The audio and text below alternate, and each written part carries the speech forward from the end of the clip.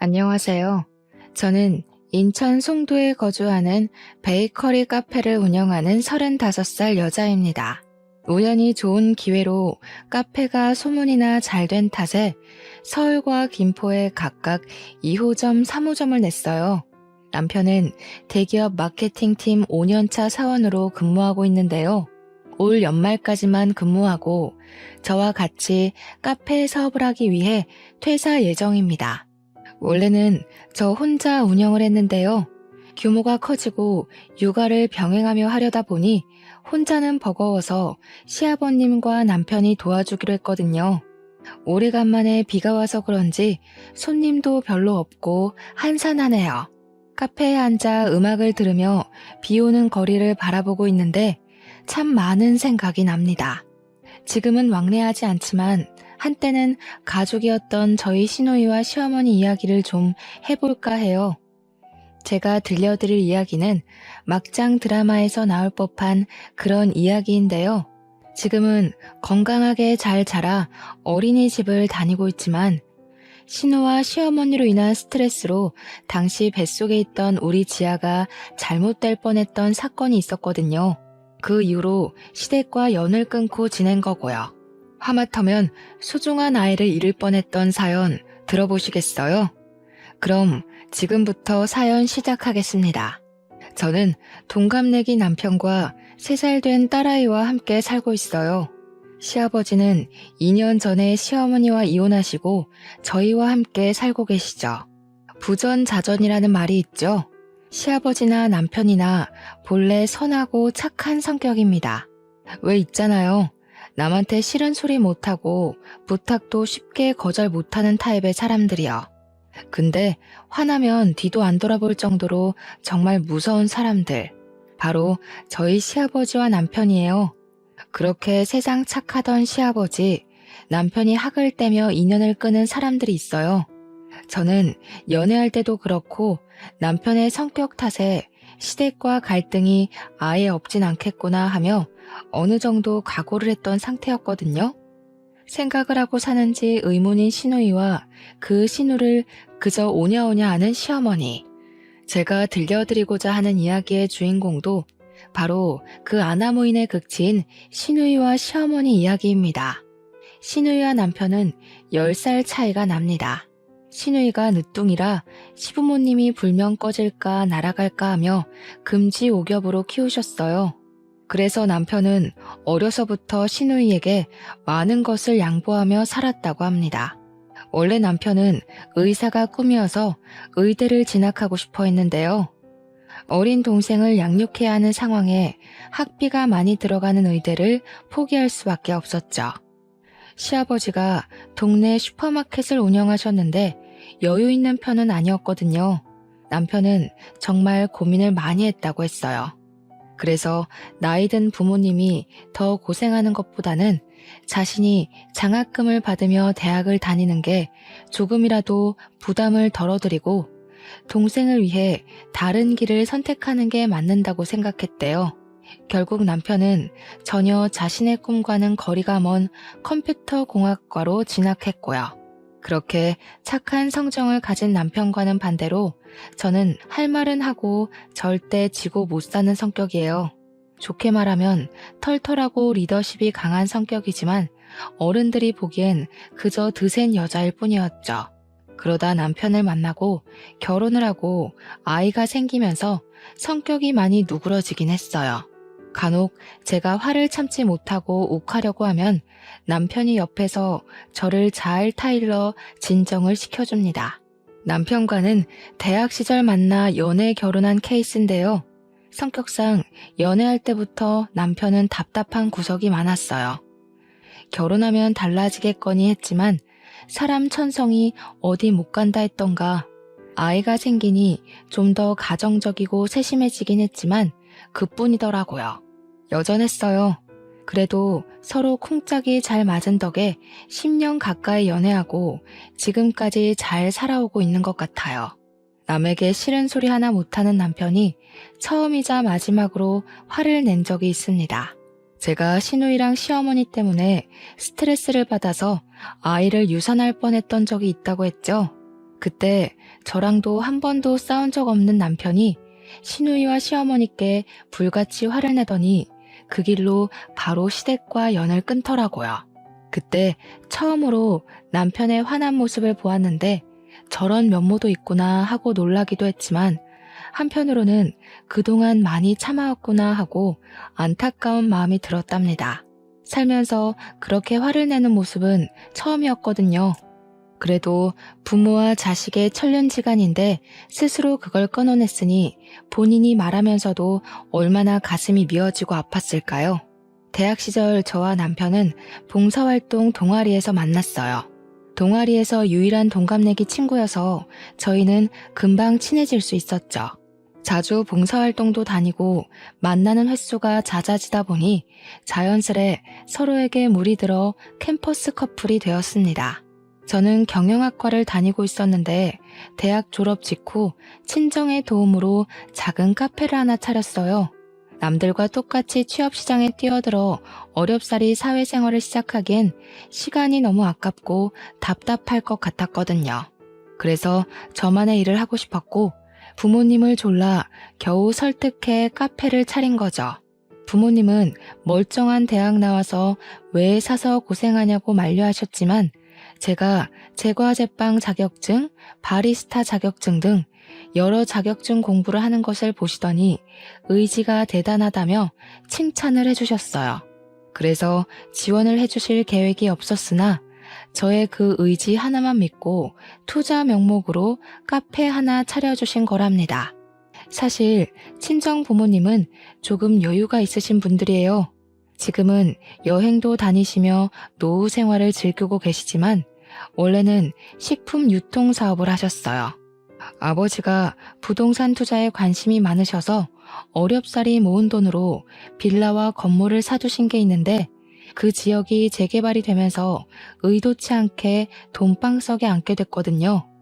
일을 하지 않아도 적당히 먹고 살 능력도 되실 뿐더러 최근에는 건물을 하나 더 매입하셨고 그 건물에서 나오는 월세로 행복한 노후를 즐기고 계십니다.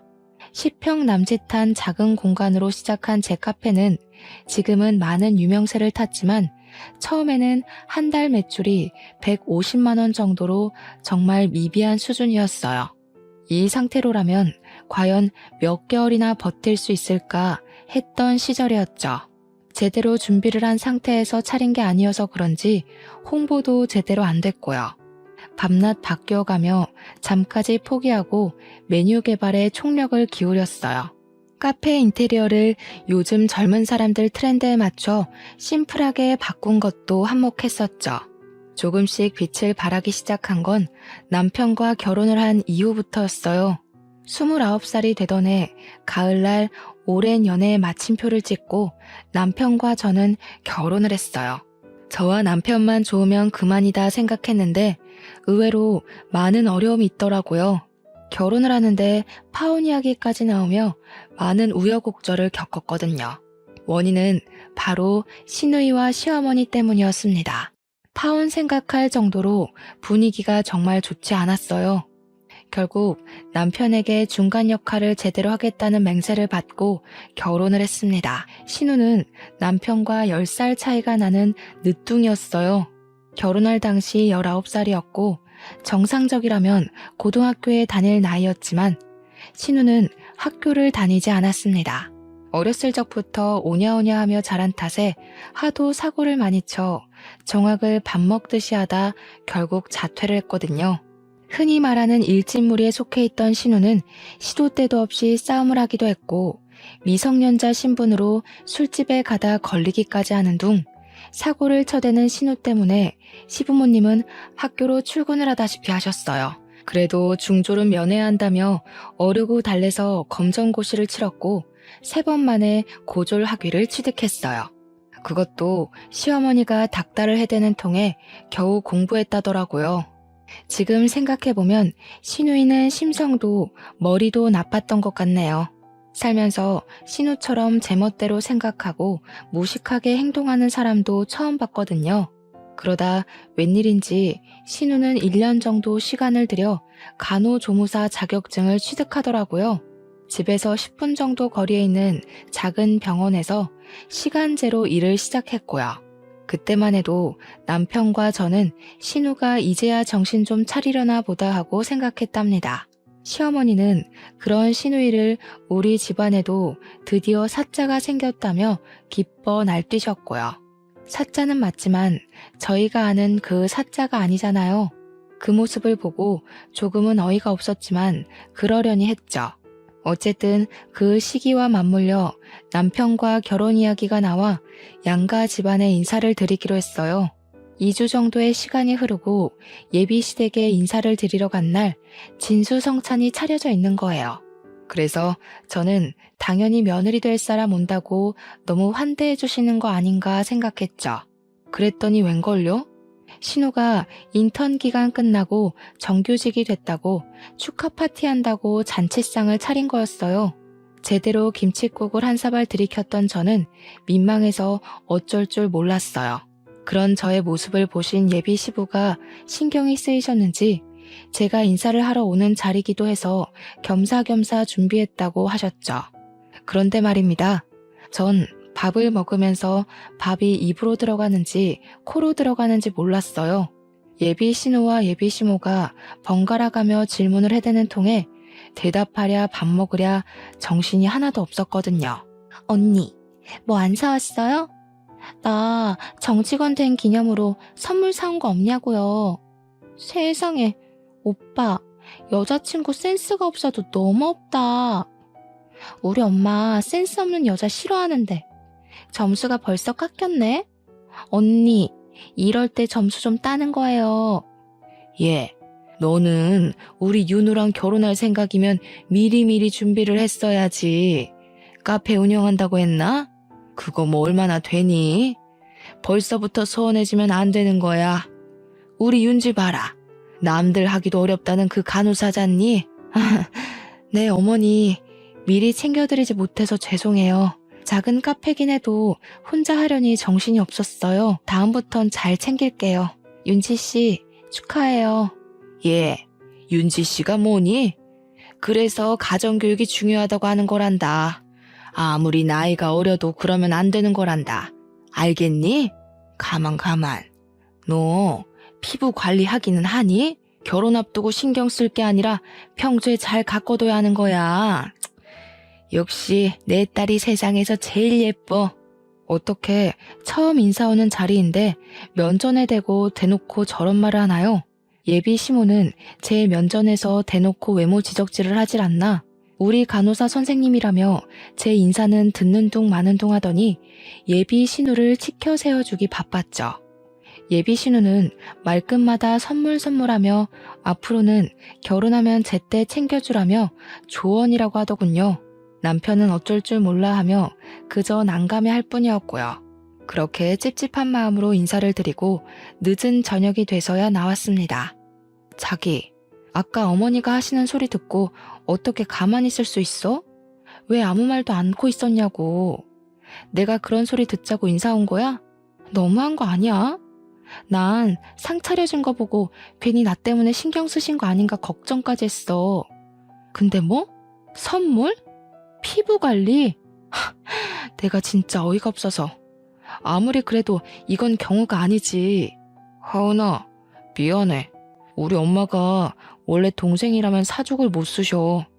나이 차이가 많이 나다 보니 오냐오냐 하시는 게 좀 있으셔. 내가 나서주지 못해서 미안해. 다음부턴 그런 일 없게 할게. 한 번만 용서해주라, 응? 그래, 잘난 아들이 며느리 될 사람 데려온다니 눈에 안 차실 수도 있겠지.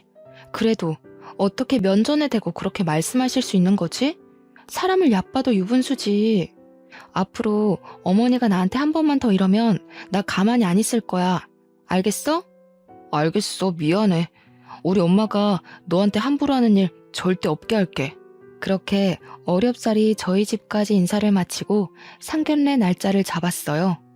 아니나 다를까 상견례 날에도 예비 신우가 함께 자리했는데 정말 눈치가 없는 건지 본인이 마치 시어머니라도 되는 양 저희 부모님한테 이것저것 캐묻기 시작하더라고요.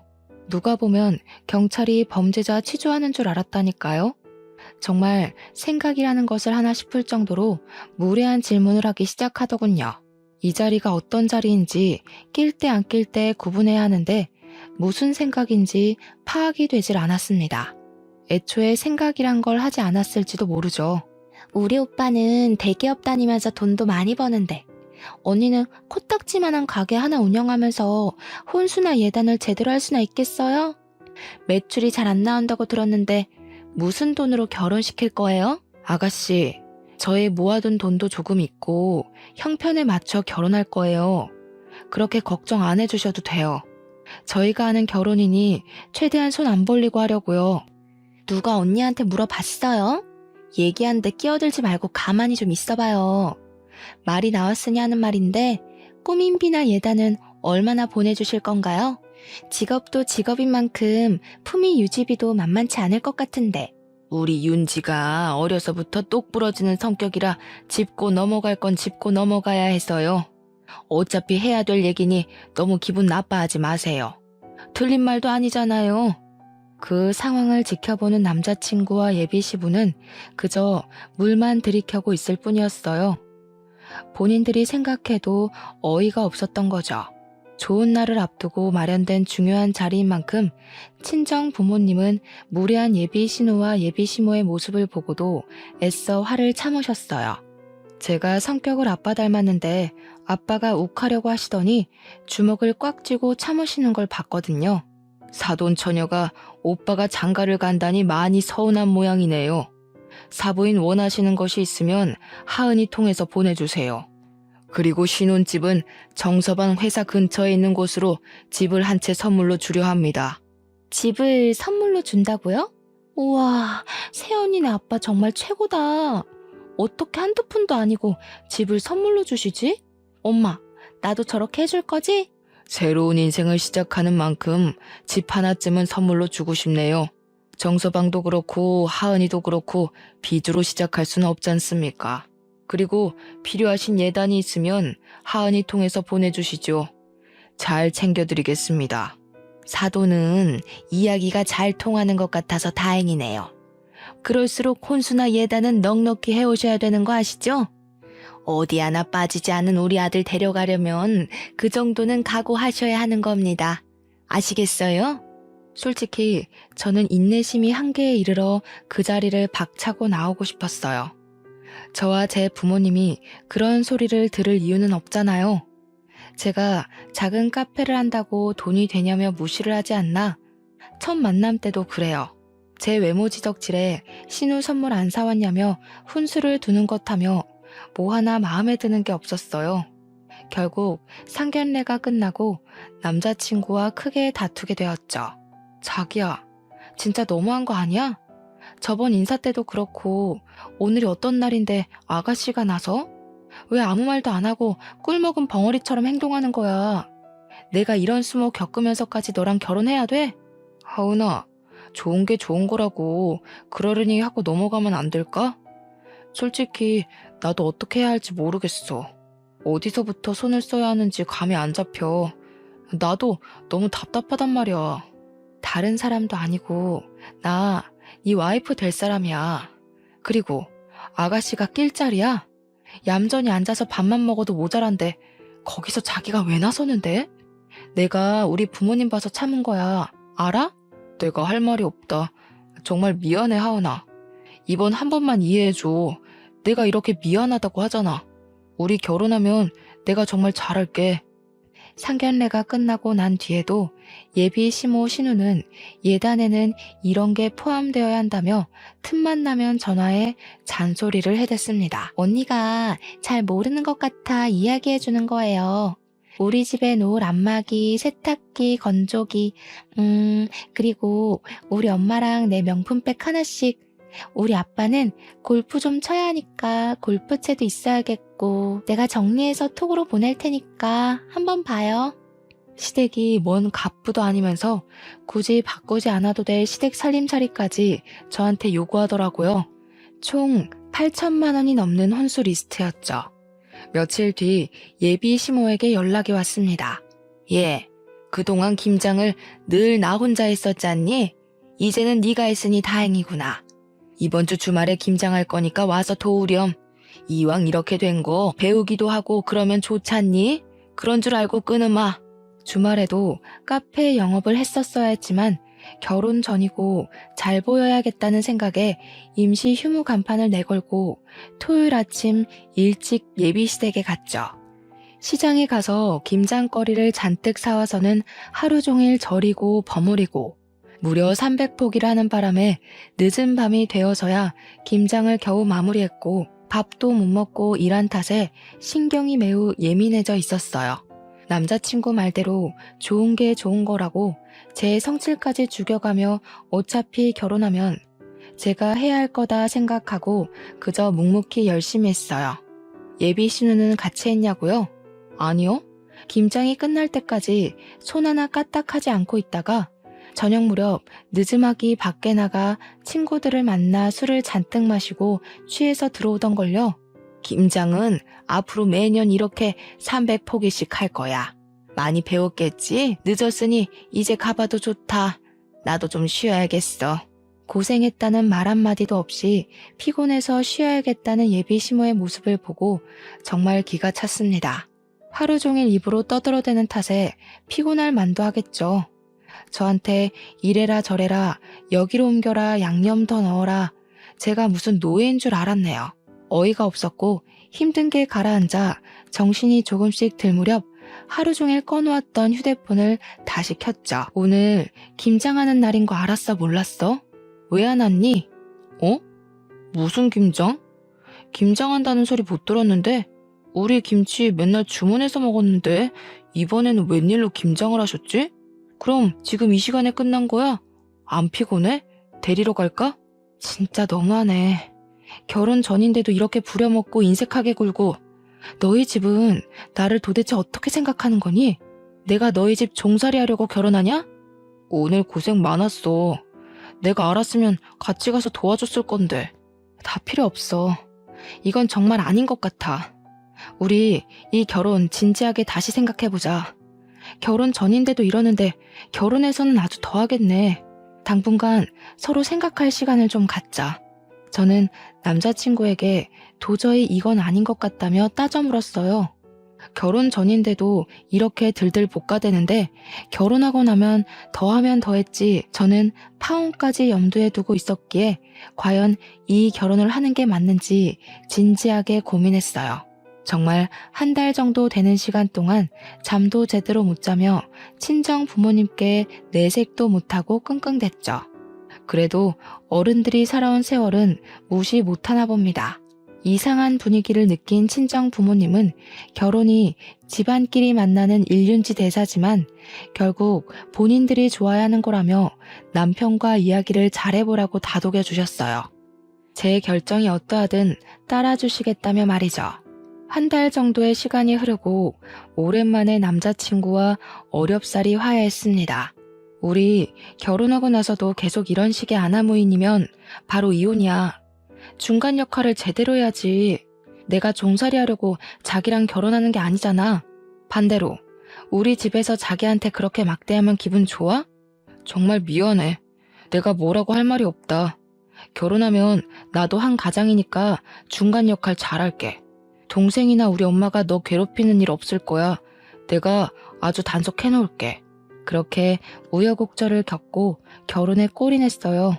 남편이 저와 파혼할 뻔한 것이 충격이었는지 오피스텔과 시댁을 오가며 신우와 시어머니께 한참을 이야기하더라고요.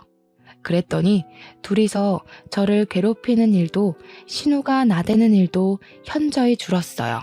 저는 약간의 안심을 했고 그렇게 1년 정도 신혼을 즐기다 아이가 생겼습니다. 아이가 생긴 뒤 행복한 미래를 생각하니 매일이 설레더군요. 그러나 평화롭게 지내던 것도 잠시 시어머니가 카페로 찾아오셨어요. 그동안 제 카페는요, 150만 원 언저리던 매출도 2배 정도 늘었고요. 단골 손님도 제법 늘어나 장사가 잘 풀리고 있던 시점이었어요. 무언가 할 말이 있어 여기까지 찾아온 게 눈에 보이더군요. 어머니, 카페까진 어쩐 일이세요? 일단 여기 차 한 잔 드세요. 저한테 하실 말씀 있으신 것 같은데 편하게 말씀해 주세요. 네가 그래도 눈치는 좀 있나 보구나. 사실은 말이다. 윤지가 몇 개월 전에 만난 남자친구가 있는데 그 사람이 의사란 말이다. 윤지가 결혼을 하고 싶어 하는데 너도 알다시피 우리가 여유 있는 집은 아니잖니. 아가씨가 결혼하는데 무슨 문제라도 있어요? 마음 맞는 사람들끼리 알아서 해야 할 문제인데 어머니가 왜 근심이 많으세요? 얘 말하는 것 좀 봐. 다른 것도 아니고 의사 집안이라잖니. 결혼한다 하면 예단이며 혼수며 한두 푼이 아닐 텐데 우리 집 형편에 그 집 맞춰주려면 등골이 휜다 휘어. 그래서 말이다. 너희 살고 있는 신혼집 좀 팔아서 결혼 자금으로 보태자꾸나. 네? 무슨 말씀이세요? 아가씨가 결혼하는데 왜 저희 신혼집까지 팔아야 하는데요? 이 집이요, 저희 아버지가 해주신 결혼 선물이에요. 그런데 이 집을 마음대로 파니마니 하시는 거세요? 내가 알아보니 시세가 8억 정도는 하더구나. 집 팔아서 결혼 자금 혼수나 예단도 해야 하고, 그리고 명색이 장모인데 사위 될 사람 차 한 대 정도는 뽑아줘야 하지 않겠니? 우리한테 줄 용돈 한 번에 준다 생각하고 그렇게 하자. 어머니, 왜 이렇게 제멋대로세요? 제가 언제 집 판다고 했어요? 아가씨가 결혼하는데 물론 결혼 자금 보태드릴 순 있죠. 하지만 집까지 팔고 저희가 희생해가면서 그렇게 할 이유는 없는 것 같은데요. 얘 말하는 꼬락서니 좀 봐라. 너 어디서 배워먹은 짓이야? 네 애미애비가 그렇게 가르치던? 시어머니가 이렇게 하자 하면 너는 그냥 네 하면 되는 거야. 어디서 따박따박 말대꾸야? 제가 조목조목 따지고 들자 시어머니는 표정이 확 변하더니 막말을 내뱉더라고요. 알고 보니 신우의 남자친구는 대대로 의사를 배출한 사자 집안이었어요. 신우가 간호조무사 됐다고 사자거릴 땐 언제고 왜 이제 와서 저러는지 이해가 되질 않았어요. 간호조무사를 차별하는 건 아니지만 솔직히 엄연히 간호사와 조무사는 페이 자체가 다르잖아요? 근데 신우는 자신이 마치 진짜 간호사라도 되는 것 마냥 간호조무사인 사실을 숨기고 진짜 간호사인 척을 한 거였어요. 있어 보이는 집이라며 제 딴에는 저한테 예단으로 받은 명품으로 치장하고 다녔는데 서로 맞춰서 살아야 한다는 개소리를 했던 거예요. 당연히 그 의사 남자친구 측에서 예단을 요구했는데 감당할 수준이 아니었던 거죠. 솔직히 이거 사기 결혼 아닌가요? 직업도 속이고 집안도 속이고 시어머니 말대로 돈은 보태준다 치자고요. 결국 저도 똑같은 사람 되는 거 아니냔 말입니다. 사실 그때 당시 임신 중기가 시작될 무렵이었고 일을 계속하다 보니 컨디션이 좋진 않았어요. 병원에서는 원체 몸이 약한 체질이라 몸에 무리가 가면 안 되니 카페를 정리하는 것이 어떠냐고 할 정도였거든요. 아무튼 시모는 계속 집을 팔아 결혼 자금에 보태자며 친정이 잘 살지 않느냐고까지 하더라고요. 신혼집 턱하니 선물해주지 않았냐며 능력 있는 것 아니냐면서요. 친정까지 들먹이는 바람에 속에서 열불이 났지만 겨우 참아내며 친정 부모님과 남편에게 이야기해본다 말씀드리고 시어머니를 겨우 집으로 돌려보냈습니다. 저녁 시간이 다 되었을 무렵 이번에는 신우이가 연락이 오대요. 언니, 난데요. 엄마한테 다 들었어요. 제가 결혼한다는데 그깟 돈도 못 보태요? 자신이 결혼 못해서 인생 망하면 다 언니 책임이에요. 알겠어요? 아가씨, 뭔가 잘못 알아도 한참 잘못 알고 있는 것 같아서 한마디 할게요. 우리 집을 팔면서까지 그 집안이랑 결혼해야 할 이유가 있어요? 거짓말을 하면서까지? 당당하게 아가씨를 있는 그대로 오픈해야지. 뭐가 두려워서 거짓말 하는데요. 내가 거짓말을 하던 안 하던 그건 내가 알아서 할 일이고. 아무튼 집 팔아서 내 결혼 자금 좀 보태줘요. 하나밖에 없는 남편 동생이 시집 간다는데 있는 집에서 그 정도는 해줘야지. 안 그래요? 그런 줄 알고 있을게요. 내가 말했죠. 왜 우리 집을 팔아야 하느냐고요. 내 말 무슨 뜻인지 몰라요? 이 집 팔 일 없고 팔지도 않을 거지만 아가씨, 결혼은 아가씨가 알아서 해야 하는 거예요. 형편에 맞춰야지 욕심내지 말아요. 끊어요. 그 시어머니의 그 시누이. 둘이 연달아 말도 안 되는 말로 괴롭히는 통에 제가 스트레스를 많이 받았나 봅니다. 전화를 끊고 갑자기 배가 뭉치며 묵직한 통증을 느꼈고 저는 그 자리에 주저앉아 정신을 잃고 말았어요. 눈을 떠보니 저는 병원 응급실에 누워있더라고요. 알고 보니 카페에 있던 직원이 쓰러진 저를 보고 구급차를 불러 병원으로 온 거였어요. 병원에서는 제 휴대폰으로 남편에게 연락을 한 뒤였고 연락을 받고 달려온 시어머니는 옆에서 똥 씹은 표정으로 절 노려보고 있었어요. 남편은 일하던 도중에 저에게 달려왔고 시어머니에게 저한테 가보라고 부탁을 했던 것 같더라고요. 시어머니 표정은 내가 왜 여기에 있어야 되냐, 귀찮아 죽겠네, 딱 이런 느낌이었습니다. 저는 스트레스 및 과로로 인한 쇼크가 일시적으로 온 거였고 하마터면 아기가 위험할 뻔했다는 의사의 말에 남편은 얼굴이 굳더라고요. 무슨 일이냐 물으니 시어머니는 당연히 아무 말도 안 하고 계시고 우물쭈물하던 카페 직원이 자신이 본 것을 그대로 이야기해 주더라고요. 사실 저분이 카페로 찾아오셔서는 사장님이랑 말씀을 나누시는데 돈 이야기를 하시는 것 같더라고요. 가시고 나서 얼마 안 있다 전화를 받으셨는데 통화가 끝나고 한숨을 깊게 내쉬시더니 그대로 쓰러지시더라고요. 무슨 말씀을 나누신 건지 모르겠지만 제가 본 건 그게 다예요. 자기야, 신경 쓰지 마. 별일 아니야. 별일이 아니긴 뭐가 아니야. 아이를 잃을 뻔했다잖아. 엄마, 이 사람한테 무슨 이야기 한 거예요? 전화는 또 뭐고? 사실대로 말해요. 예, 너 지금 엄마한테 그게 무슨 말버릇이야? 나 때문에 쓰러지기라도 했다는 거냐? 그래, 내가 윤지 결혼 이야기를 좀 했다. 너희 집 팔아서 결혼 자금 좀 보태라고. 그게 그렇게 못할 말이냐? 그리고 쓰러진 게 왜 내 탓이야? 자기 몸 하나 간수 못하는 주제에 그걸 왜 내 탓으로 돌려? 남편은 제발 조용히 좀 하라며 소리치는 시어머니를 병원 밖으로 내쫓았어요. 병원 밖으로 끌려나가다시피 하면서도 저에게 삿대질을 하며 몸 관리나 잘하라고 소리치더군요.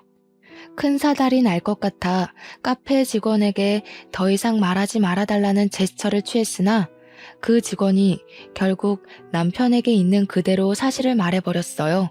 남편은 잔뜩 화가 난 표정으로 얼굴이 새빨개지더니 얼굴이 굳더라고요. 링거만 맞고 가면 된다는 의사의 말에 휴식을 조금 취한 뒤 남편은 아무 말 없이 저를 집으로 데려다 주더니 잠시 다녀올 곳이 있다며 나갔습니다. 그렇게 한두 시간이 흘러 곤히 자고 있는데 시누이에게 전화가 오는 겁니다. 받을 기력도 없었지만 무슨 말을 또 하려나 하고 받았죠. 글쎄 전화를 받았더니 싸우는 소리와 함께 온갖 욕설이 난무하는 거 아니겠어요? 어라? 자고 있었나 봐요? 그걸 그렇게 다 고자질하니까 좋아요? 새언니 처음부터 마음에 안 들었어. 지금 오빠 난리치고 있는데 너는 상황에서 자냐? 내가 의사랑 결혼하는 게 그렇게 안 이꼬아요?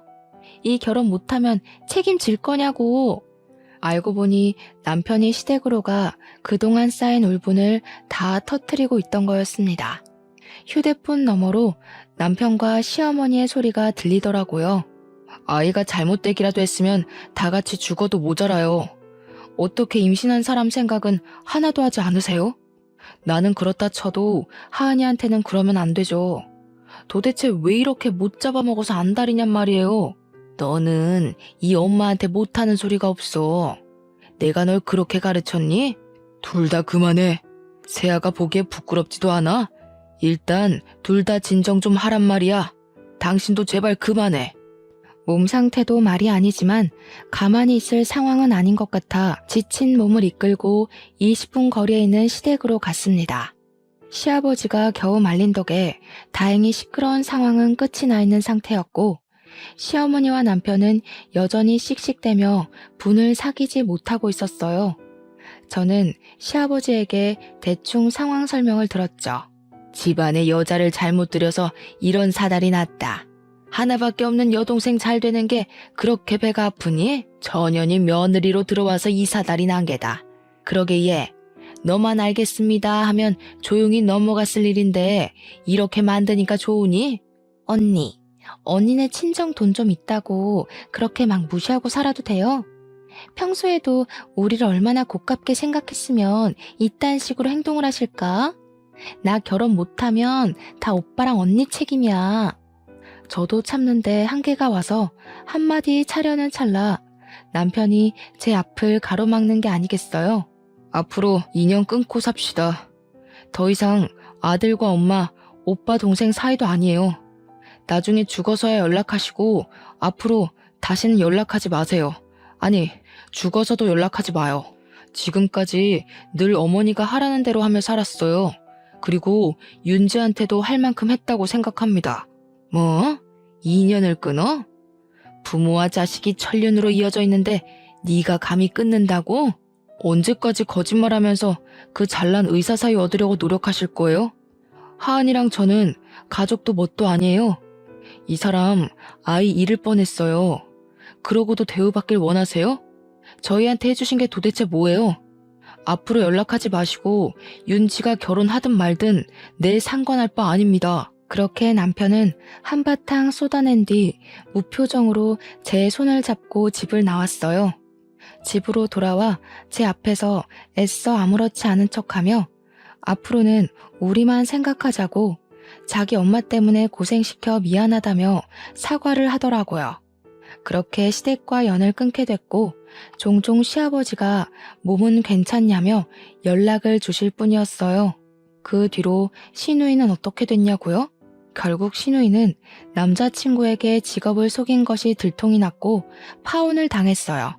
제가 실려갔던 응급실이 시누이 남자친구의 병원이었고 응급실에서 저와 남편, 시어머니가 나눈 대화를 우연히 그 사람이 들었대요.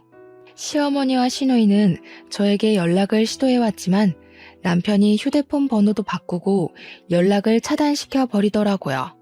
저도 컨디션이 어느 정도 회복이 되어 카페에 다시 출근을 시작했죠. 잠잠하나 싶더니 아니나 다를까 카페에까지 찾아오더라고요. 당연히 연락이 안 되니 그럴 수밖에요. 직원들이 제지를 하며 카페 안에 들어오지 못하게 하기도 하고 제가 경찰을 불러 쫓아내기도 하며 크고 작은 소란을 피워댔어요. 그러다 보다 못한 직원이 경찰에 신고도 하고 남편이 시어머니한테 한 번만 더 찾아오면 영업방해죄로 고소할 거라며 엄포를 놓은 탓인지 다행히 그 뒤로는 잠잠해지더라고요. 그렇게 한바탕 소란이 마무리되고 조금은 평화로운 시간이 찾아왔답니다. 우연히 인터넷으로 제 카페가 동네 맛집으로 소개되면서 방송에 나오게 됐는데 점점 유명세를 치르기 시작하더라고요. 덕분에 잡지사 인터뷰도 해보고 방송 출연으로 인해 지역 맛집으로 선정되기까지 했습니다. 실제로 방송 출연을 하다 보니 입소문이나 자연스럽게 승승장구하게 되더군요. 500만 원 정도 수준에서 월 2천, 많게는 2,500만 원으로 매출도 급상승하더라고요. 혼자 카페를 운영하기 어려운 수준이 되자 남편은 회사를 연말까지만 다니기로 했어요. 퇴사 후 저와 같이 카페 사업을 하기로 했거든요. 서울에 2호점, 김포에 3호점을 낼 정도로 번창하게 되었답니다. 그렇게 돈을 차곡차곡 모았어요.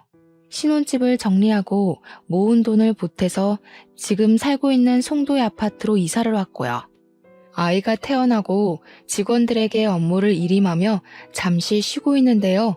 정말 그야말로 행복한 나날을 보내고 있었습니다. 그들이 또 나타나기 전까지는 말이죠. 서울에 2호점을 낸 지 얼마 되지 않아 저희도 배달 서비스를 시작하게 되었어요. 요즘에는 인터넷으로 주문과 결제를 할 수 있는 편리한 세상이 온 거죠. 정신없는 와중에 저희 카페를 홍보해주는 업체로부터 이상한 연락을 받았어요. 며칠 전부터 카페에 대한 안 좋은 글이 퍼지고 있다는 겁니다. 저희가 홍보하면서 손님들과 소통하는 메신저가 있는데 거기에 계속 악플이 달리고 블로그에 저희 카페에서 이물질이 발견됐다며 비위생적이라는 내용이 담긴 글들이 수두룩한 거 아니겠어요? 댓글 중에는 아이를 욕보이는 댓글도 있어 이대로 두고 볼 수는 없었죠. 바로 경찰에 신고해서 악플러들을 모조리 고소할 생각이었습니다. 한 달 정도가 지났을까 경찰서에서 한 통의 전화가 걸려왔어요. 이하은 씨 되시죠? 안녕하세요. 여기는 서울경찰서 행정팀인데요. 혹시 김경자님, 정윤진님과 관계가 어떻게 되실까요? 명예훼손 및 인터넷 허위사실 유포 혐의로 입건되셔서 인적 사항을 조사해야 하는데 도통 말을 하지 않아서요. 네? 저희 시어머님과 시누인데요.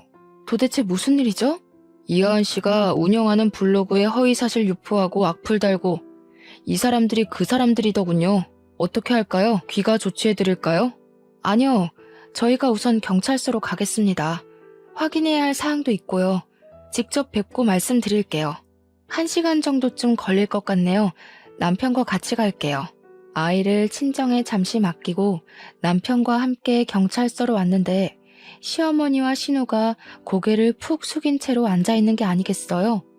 시아버지도 연락을 받고 급히 경찰서로 오신 거라 했습니다.